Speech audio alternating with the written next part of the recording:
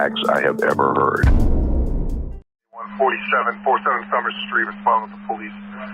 Yellow party jumped off the top floor of the house. She did slice her wrist as well, and neck injuries, neck laceration. She's conscious at this time. We're going to check with med flight. It was over a 20-foot fall. It's unknown where the knife is, or whatever she used to slit her. She's in the... Looks like A woman jumped from a window. When first responders entered the house below, they found 3 children in the basement, each with an exercise band wrapped around their neck. The house was at 47 Summer Street in Ducksbury, Massachusetts. The woman was Lindsay Clancy, 32 years old. The children were hers: Kora, 5, Dawson, 3, and Callen, 8 months old. All 3 were pronounced dead within hours of arrival at local hospitals. Lindsay Clancy, and not on the 3 murder victims who could not fight back. They were strangled dead with mommy's exercise bands after she Googled ways to kill.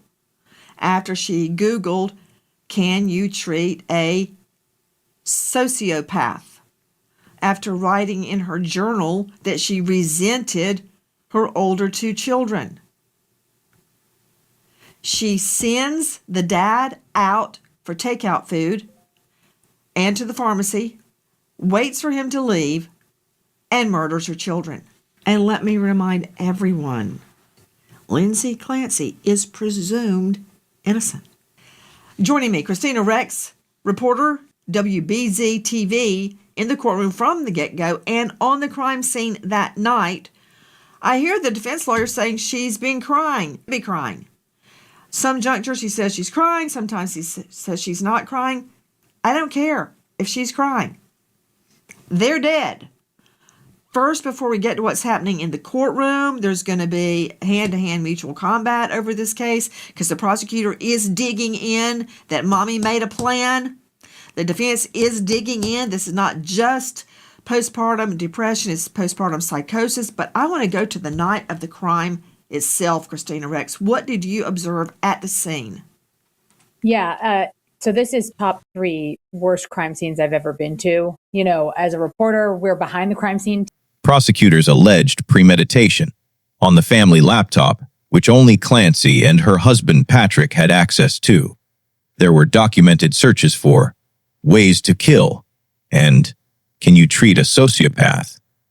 Patrick confirmed to investigators that he had not conducted those searches. They would have been in a persistent vegetative state for their entire lives. Okay, hold on. I knew it was only a matter of time, Dr. Kendall Crowns. You're hitting me with Latin doctor phrases. What is sequela? That is the consequences of having the lack of oxygen to your brain parenchyma or your brain starts dying. So the sequela of brain death means you might be paralyzed, you might be unable to breathe for yourself, you might have to be on all sorts of machines to keep you alive, which would be the vegetative state that they potentially could have been from the brain damage caused from the lack of oxygen to their brain. Clancy also kept a journal where she wrote that she resented her 2 older children because they prevented her from treating Callen as a first baby. Patrick testified this reflected their actual caregiving arrangement. He managed the older 2. She primarily managed the infant. How do you stay so calm and clinical? I was thinking about you explaining sequela. It sounds like the Latin derivative of sequence, the sequence of events following the strangulations with mommy's exercise bands. The sequence of events would be that they are forever in a persistent, as you say, vegetative state. In other words, like a coma. They can't move, they can't talk, they can't play, they can't speak. They're just lying there on life support until they die. The sequela, the sequence of events, vegetative, a vegetable. That's what happened to them. How do you, Dr. Kendall Crowns, especially in light of the fact? On the morning of the murders, Clancy asked Patrick to leave. She was too exhausted to cook. Could he bring takeout and stop at the pharmacy? He agreed and left. Approximately 90 minutes later, he returned to find his wife had jumped from a second-floor window. She had already killed the children in the basement. She is a psychiatrist, postpartum expert, co-founder and CEO of the medical director at the Motherhood Center in New York. You know what? Hold on, because I want to come back to you about the physical nature of her injuries, Dr. Kendall Crowns. And I would like to state that I can't think of anyone I would trust more performing an autopsy than Dr. Kendall Crowns because of his, of course, experience and education, but his steadiness. And as a former prosecutor, what am I going to do with a doctor that gets on the stand and cracks up and starts crying or gets upset? I mean, the strangulation left physical evidence. Dr. Kendall Crowns, chief medical examiner in Tarrant County, Texas, explained that exercise bands leave an identifiable ligature impression around the neck. The older child likely fought back, attempting to claw away the band, though a young child's strength limits visible defensive injury. Let's start with the children, Dr. Kendall Crowns. Strangulation with the use of exercise bands. What would the bodies reveal? Would I be able to tell if they fought back like I know they did in the Andrea Yates case because their bodies were covered in bruises? So, exercise bands are these kind of rubbery silicone or latex bands. They have a fair amount of stretch to them. Each child has them tied around their necks quite tightly. So as far as findings would be, it's a ligature strangulation. So it would leave an impression around the neck that you could find at autopsy. Due to the young nature of the children, their throat structures, hyoid bone, thyroid cartilage wouldn't fracture because they aren't bony yet. You might see some neck muscular hemorrhages.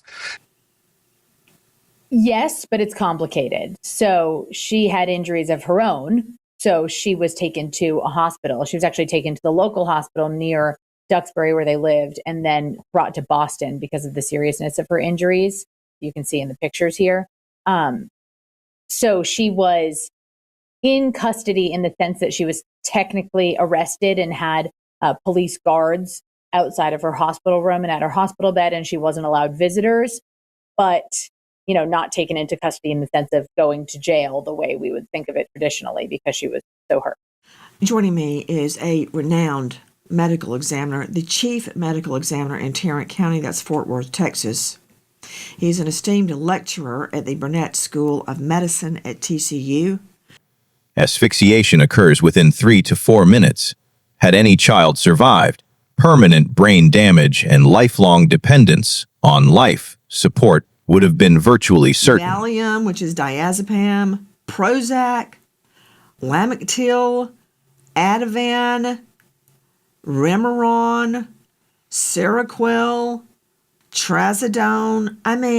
I believe she was on either 11 to 13 prescriptions, and each one is heavy duty. I'm not talking about a baby aspirin, doctor. Serious medication. Sleep pills, long-acting anxiety pills, sleep and anxiety, that's Valium, antidepressant, mood stabilizers, another anxiety and sleep, another sleep, an antipsychotic, another sleep. This woman had checked herself voluntarily into clinics before the murders. But the defense presented a different narrative. Before September 2022, Clancy had no documented psychiatric history, no prolonged treatment, no serious medication. Try things. These are trial and error psychopharmacology, as you said, polypharmacy, might be seen because there are multiple different medications being tried at different times. Sometimes there's a cross taper when you're putting one on and taking one off. So I don't have an understanding of how these meds and what sequence they were used, but for someone with postpartum psychosis, they are medication. They sound like medications that are legitimately used for such an illness. What do you make of her being on this potpourri of serious drugs? Then, 4 months before the murders, she entered mental health crisis care. Over time, she was prescribed Ambien, clonazepam, Valium, Prozac, Lamictal, Ativan, Remeron, Seroquel, and Trazodone. 11 to 13 medications simultaneously, a cocktail suggesting severe psychiatric Infant, of intervention. course, probably wouldn't do much of anything. The slightly older children, the oldest child could kind of grab at the ligature trying to pull it off, which would leave fingernail marks on the neck as she was trying to remove the ligature up from about her neck. If she fought back against her mom, she might have scratched at her mom, but it wouldn't show many injuries to her hands. Children don't have a lot of strength, so you don't usually see a lot of offensive injuries on them, meaning like punching or something like that. Typically, what you're going to find in a case like this is them trying to get that ligature off their neck and seeing scratches around their neck. Dr. Kendall Crowns, if the children had been dosed with, let's just say, Benadryl as an example, how would we tell that? Because if they didn't try to fight back, were they dosed? The defense argued she suffered postpartum psychosis, not depression. You could be saving. And if you start today, you may be able to delay 2 mortgage payments. American Financing, 866-888-0344. Repeat, 866-888-0344. Or just go online to americanfinancing.net/Nancy. Disclaimer, NMLS 182334. NMLSconsumeraccess.org. APR for rates in the 5S start at 6.327% for well-qualified borrowers. Call 866-888-0344 for details about credit cost. Postpartum psychosis involves hallucinations and delusions that feel absolutely real. It can coexist with moments that appear normal. During a phone call while Patrick was at the pharmacy, Clancy called him back. 14 seconds. Patrick told investigators she sounded normal, though distracted. As soon as able, we will be arraigning her on the 2 charges of murders and the deaths of her children. The baby, Callen, was being treated. He died.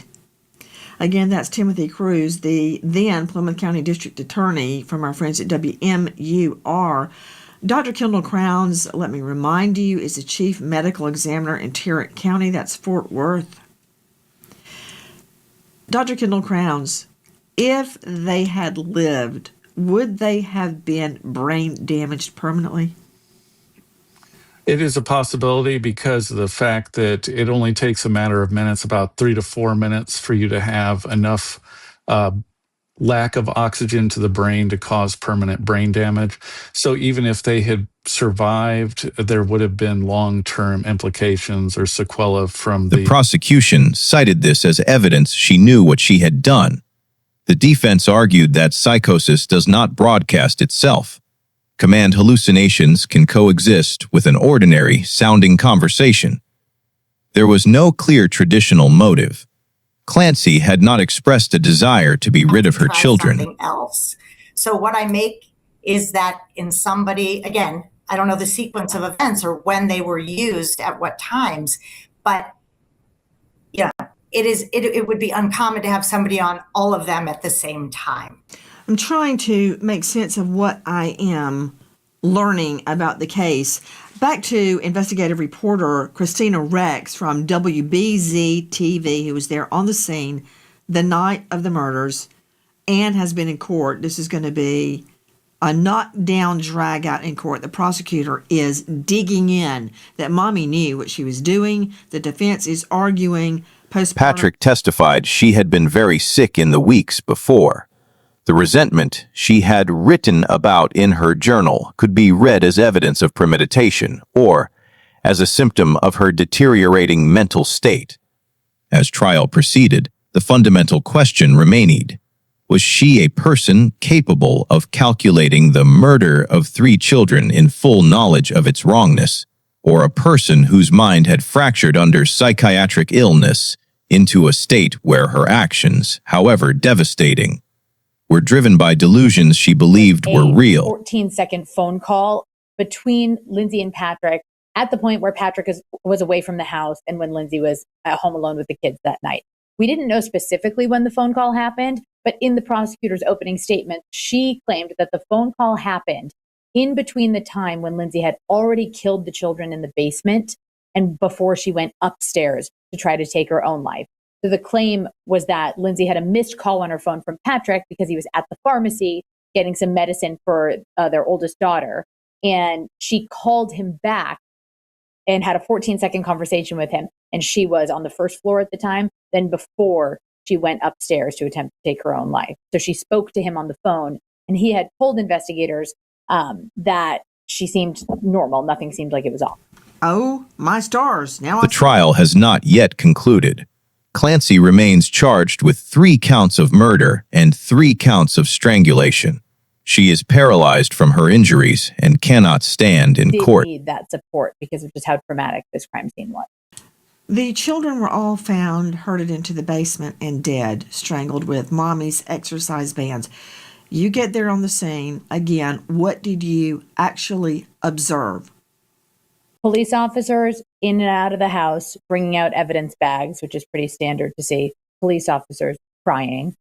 And I remember the district attorney showed up on the scene and held a press conference after 10 p.m., which I know that doesn't seem odd. Whether a jury will find her guilty as charged or whether they will accept a psychiatric defense is still undetermined.